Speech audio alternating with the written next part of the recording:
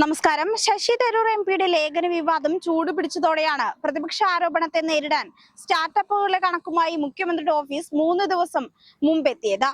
UDF സർക്കാരിന്റെ കാലത്ത് 300 സ്റ്റാർട്ടപ്പുകൾ മാത്രമെന്നും എൽ.ഡി.എഫ് ഭരണത്തിൽ 8 വർഷം കൊണ്ട് 62,000 ഉയർന്നതെന്നുമാണ് ഫേസ്ബുക്ക് പോസ്റ്റിൽ അവകാശപ്പെടുന്നത്. അതുവഴി സൃഷ്ടിക്കപ്പെട്ടത് 60,000 തൊഴിലവസരങ്ങളെന്നും 5,800 കോടിയുടെ നിക്ഷേപമുണ്ടായെന്നും പറഞ്ഞിരുന്നു. 2026ഓടെ 15,000 സ്റ്റാർട്ടപ്പുകളാണ് ലക്ഷ്യമെന്നും മുഖ്യമന്ത്രിയുടെ ഓഫീസ് വ്യക്തമാക്കിയിരുന്നു. എന്നാൽ 2016 മെയ് മുതൽ 2024 ഡിസംബർ 14 വരെ KSIDC വായ്പ നൽകിയ സ്റ്റാർട്ടപ്പുകളുടെ എണ്ണം 114 ആണെന്ന് വിവരാവകാശ രേഖയിൽ പുറത്തുവരുന്നുണ്ട്. 22.58 കോടിയാണ് ഇക്കാലയളവിൽ നൽകിയത്.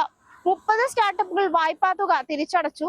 66 സ്റ്റാർട്ടപ്പുകൾ തിരിച്ചടയ്ക്കാൻ തുടങ്ങിയെന്നും വിവരാവകാശ മറുപടി വ്യക്തമാക്കുന്നുണ്ട്. കൊച്ചി സ്വദേശിയായ വിവരാവകാശ പ്രവർത്തകൻ കെ ഗോവിന്ദൻ നമ്പൂതിരിക്ക് നൽകിയ മറുപടിയിലാണ് KSIDC ഇക്കാര്യം സമ്മതിക്കുന്നത്.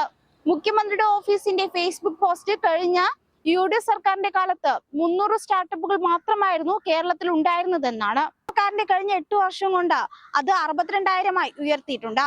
60,000 തൊഴിലവസരങ്ങൾ ഇതുവഴി ലഭ്യമാക്കി. 5,800 കോടി രൂപയുടെ നിക്ഷേപവും ഇതിലൂടെയുണ്ടായി.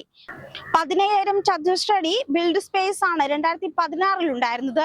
ഇന്ന് 10 ലക്ഷത്തിലധികം ഇൻക്യുബേഷൻ സ്പേസ് നമുക്കുണ്ട്. 2026ഓടെ 15,000 സ്റ്റാർട്ടപ്പുകളും 1 ലക്ഷം തൊഴിലവസരങ്ങളും സൃഷ്ടിക്കാനാണ് സർക്കാർ ലക്ഷ്യമിടുന്നത്. അതേസമയം സംസ്ഥാനത്തിന്റെ വ്യാവസായിക വളർച്ചയെ പ്രശംസിച്ച് ഇംഗ്ലീഷ് ദിനപത്രത്തിൽ എഴുതിയ ലേഖനത്തിൽ ഉറച്ചു നിൽക്കുകയാണ് ശശി തരൂർ.